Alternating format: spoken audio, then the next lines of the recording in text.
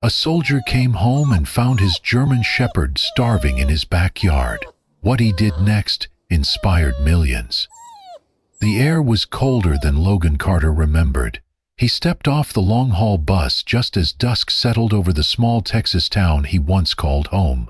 His duffel bag slung over one shoulder, a single rolling suitcase behind him, he made his way on foot toward the old family house tucked at the edge of the neighborhood. Each step felt surreal. 13 months in Syria.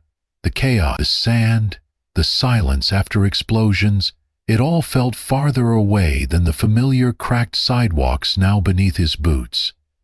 When he reached the backyard gate, something in his chest shifted.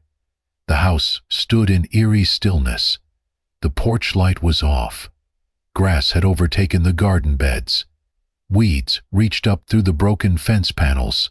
The back door was shut tight, its rusted hinges sealed with time. "Mom? Dad?" he called out, his voice low, uncertain.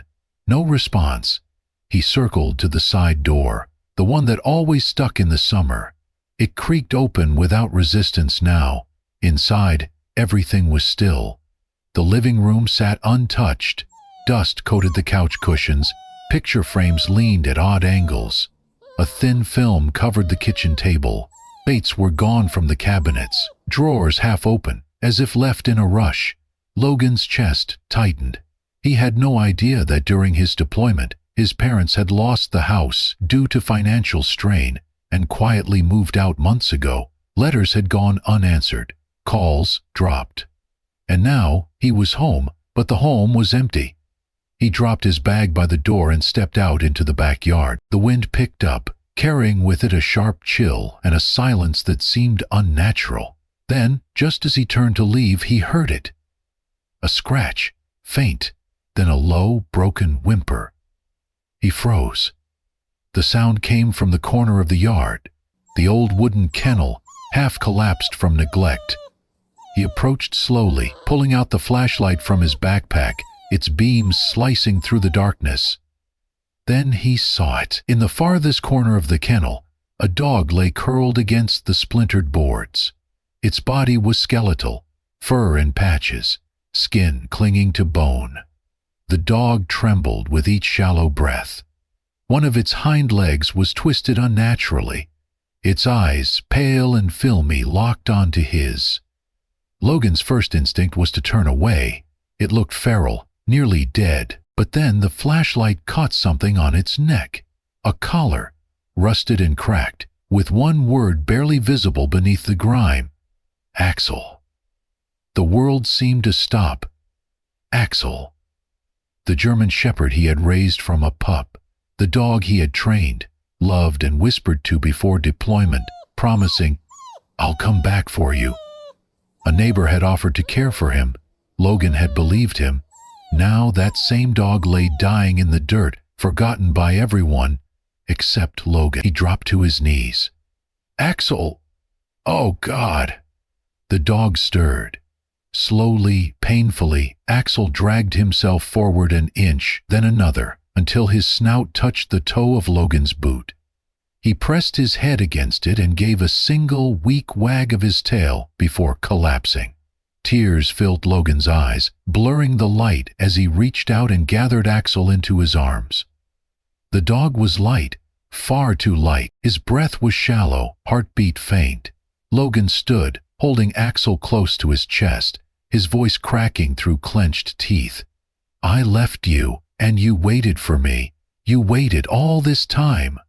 He ran through the yard, through the dark street beyond, tears streaming down his face, dialing emergency numbers with shaking hands, carrying a dog who never stopped believing he would come home. The fluorescent lights in the emergency veterinary clinic buzzed faintly overhead as Logan stood in the corner, arms crossed tightly, staring through the glass window into the operating room. Axel lay on a metal table surrounded by a team of professionals, moving with urgent precision. One of the vets, a woman with tired eyes and gentle hands, stepped into the hallway to speak with Logan. "He has less than 24 hours unless we act now," she said. "Severe malnutrition, dehydration, organ stress, infection. We can try, but it won't be cheap, and there are no guarantees. Logan did not hesitate. He reached into his back pocket, pulled out his military ID and bank card, and signed the consent form with a firm stroke. Every cent he had saved from his last tour, meant for a truck or a new start, would now go towards saving the only soul that had waited for him. Back at the house, the silence was deafening. Logan left the lights off, lit a single lamp in the living room, and started cleaning. He scrubbed the floors, vacuumed dust from the furniture, washed windows streaked with grime. It was nearly dawn when he stopped. In the middle of the room, he laid down a thick blanket, folded towels, and an old pillow. It would be Axel's bed. He filled a stainless steel bowl with cold water and set it beside a second one. In the kitchen, he defrosted beef, chopped carrots and rice, and simmered everything slowly into a stew. Every movement was deliberate, quiet, heavy with guilt and hope. The next evening, the clinic called. Axel had made it through surgery. They brought him home wrapped in a thermal blanket, an IV port still taped to his front leg, a small shaved patch over a stitched wound. He could not walk. He barely lifted his head, but he was alive. Logan laid Axel on the prepared bedding and knelt beside him. "We're here now," he whispered. "This is home again." Each day was a test of patience and endurance. Logan set alarms to feed Axel every 4 hours, measured his water intake, kept a journal of his recovery. He sat with him for hours, speaking softly, playing quiet classical music to drown out the emptiness. When Axel trembled, Logan opened the windows to let sunlight warm the space. He learned how to gently massage Axel's muscles, encouraging blood flow. Every time Axel lifted his head, Logan celebrated like a victory. Then came the night Logan's past broke through. It started like it always did, in the quiet. A memory, a sound, a flash. Logan bolted upright from the couch, drenched in sweat, heart pounding as he gasped for air. His chest felt tight, vision blurred, hands clawing at his shirt. And then, movement.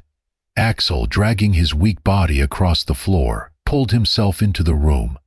Logan barely noticed until he felt a gentle nudge against his chest.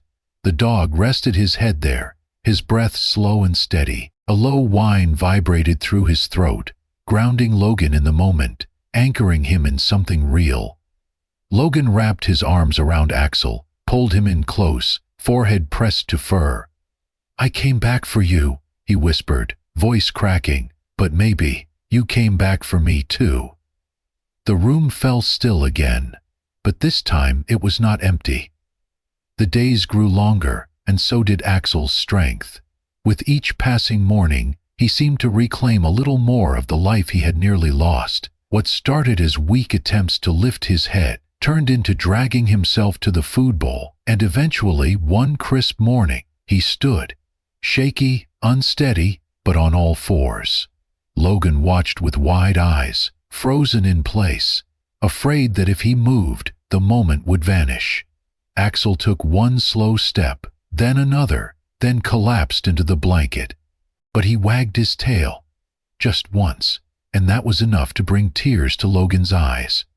Recovery was not just Axel's journey, it was Logan's too. Since coming home, he had been relying on sleeping pills and occasional numbing habits to dull the constant hum of past trauma.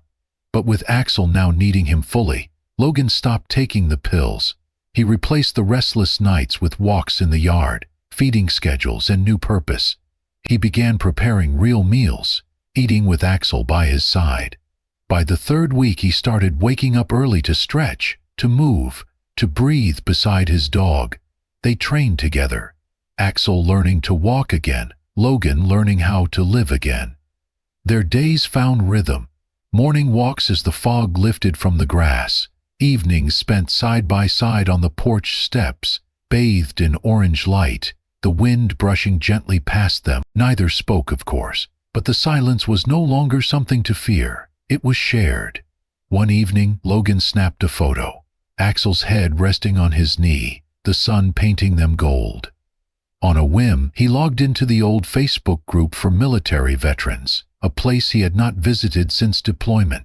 He uploaded the photo and wrote, "He waited for me. I don't know how, but he did. And somehow he's helping me come back too." He almost did not hit post, but he did. And the response was like a tidal wave.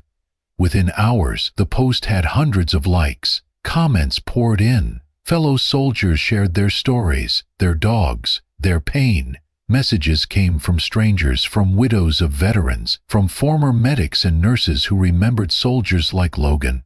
They thanked him. They thanked Axel. Then came a private message. A short one. "I was going to end my life tonight. Then I read your story. Your dog saved more than you think." Logan read the message 3 times, staring at the screen in stunned silence. His hands trembled, not from fear but from something else, something deeper. He blinked, swallowed, and leaned back in his chair. Axel, sensing the shift in energy, got up slowly and padded over. He climbed gently into Logan's lap, still too big for it, and laid his head squarely on Logan's chest. Logan wrapped his arms around the dog, holding him close. His eyes burned, but he let the tears fall, not out of grief this time, but out of something unfamiliar, something healing. He pressed his cheek into Axel's fur and whispered, "We're doing it, buddy. We're actually doing it." And in that golden silence, man and dog sat together, 2 souls who had once been lost, now leading others home. The afternoon sun cast long shadows across the park as Logan and Axel strolled along the winding path. It had become part of their new routine. An hour outside every day, surrounded by the laughter of children, the rustle of leaves, and the normalcy that Logan once thought he would never feel again. Axel walked proudly by his side, still bearing a slight limp, but moving with strength and purpose that defied the memory of the frail dog Logan had found just weeks ago. They neared the playground where families gathered, toddlers ran through the grass, and the air was filled with squeals of joy. Logan smiled faintly. Axel's ears twitched at the sound of children, his tail swaying gently behind him. Then it happened. A loud shout pierced the calm, followed by a flurry of motion. A large dog, muscular, wild-eyed, its leash trailing behind, had broken free from its owner and was barreling toward a little girl standing alone near the edge of the play area. She froze, eyes wide, unable to scream. Chaos erupted. Parents shouted. People ran. Logan turned instinctively, his eyes locking on the incoming danger. He opened his mouth to call out, but before a word left his lips, Axel moved, like a switch had been flipped inside him. Axel surged forward, body low, fast, every ounce of his training and protective instinct igniting all at once. Logan yelled his name, but Axel was already a blur across the grass. He reached the girl just as the other dog lunged. Axel threw himself into its path, intercepting the attack mid-air. The 2 animals collided with a vicious snarl. Axel growled, bit, clawed, locked onto the dog's scruff and held it back with all the strength his wounded body could muster. Logan sprinted forward, heart pounding in his chest. By the time he reached them, Axel was still holding the other dog down, blood staining the fur around his neck and shoulder. The little girl was crying but untouched, scooped into her mother's arms and pulled to safety. Logan dove between the snarling chaos, gripping Axel's collar, shouting for help. Other adults joined in, pulling the aggressive dog away. It took several minutes to separate them. When it was over, the ground was torn, grass ripped, blood soaked into the dirt. Axel lay panting, his body trembling, his ear torn, and one leg twisted unnaturally beneath him. "No, no, no." Logan dropped to his knees, cradling Axel's battered body in his arms. Blood smeared his hands, his shirt, but he did not care. "You're okay, buddy. Stay with me. You did good. You did so good." Axel blinked slowly, his chest rising and falling with shallow, labored breaths. The sound of sirens approached in the distance. Someone had called animal emergency. Logan pressed his face into Axel's fur, his voice breaking. "You saved her, like you saved me," he whispered, tears falling freely onto the dog's blood-matted coat. Axel did not respond, but his tail twitched once, just once, against Logan's arm before going still. And in that moment, surrounded by chaos, sirens, and strangers, Logan held the dog who had once waited for him through war and time and who had just given everything to protect again. The video was shaky, taken by a bystander's phone, but it captured everything: the frantic screams, the charging dog, Axel's leap, and the moment he threw himself between a terrified little girl and danger. It captured blood, chaos, and a soldier's trembling hands cradling his injured companion. Within hours, the clip went viral. The media called it the Backyard Guardian story. News stations ran the footage on every major network. Headlines read, "Neglected dog becomes hero. Veteran's dog saves child. From forgotten to fearless." Within days, Logan and Axel's faces were on every screen in America. The world wanted to know more, not about a soldier or a war, but about the bond that had survived both. Interviews poured in, morning shows, veteran organizations, animal rescue groups.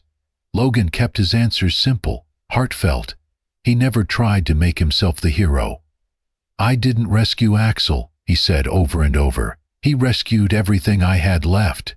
He told the story of how he found Axel in the backyard, starving and silent, how he almost walked away, how that broken dog brought him back to life, piece by piece. Every time he spoke, he looked at Axel with the same gratitude in his eyes, a look that needed no translation.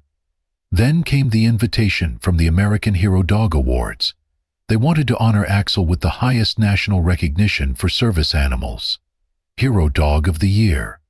The ceremony would be held in New York City. Logan hesitated, unsure if Axel could travel, unsure if he even wanted the attention. But when he asked Axel, softly, as if the dog could decide, Axel thumped his tail and nudged Logan's hand, as if to say, "We've come this far, let's go the rest of the way." The night of the ceremony, the theater was full, hundreds of guests, bright lights, music, and emotion in the air. When Axel's name was announced, the room erupted in applause. He stepped onto the stage beside Logan, his gait uneven but proud, the light catching the healed scar along his shoulder like a badge of honor. People stood. Applause turned to cheers. Some wiped away tears. Logan adjusted the microphone. His hands trembled slightly, not from fear, but from the weight of the moment. "He was forgotten in the backyard," Logan began, his voice clear. "But he never gave up on me. He waited. He forgave. And when it mattered most, he gave again. That is what love looks like. That is what loyalty truly means." There was no sound in the room for a beat, then a thunderous standing ovation.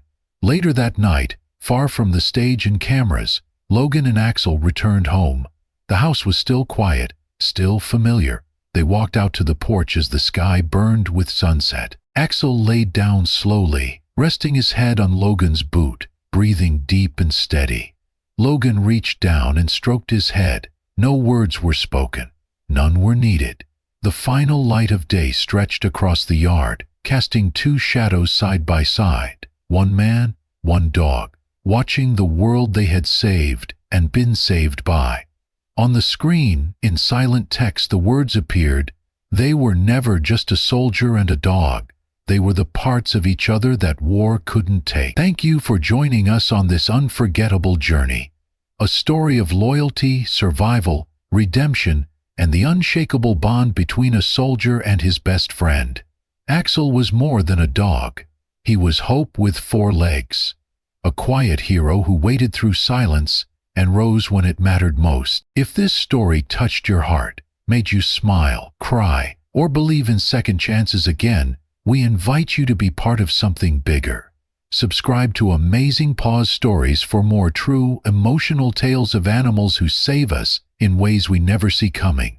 Give this video a thumbs up, leave a comment to tell us how Axel's journey moved you, and don't forget to share it with someone who could use a reminder that love, loyalty, and healing often come with paws. Because here at Amazing Paws Stories, every paw has a purpose, and every story has the power to inspire millions. We'll see you in the next one.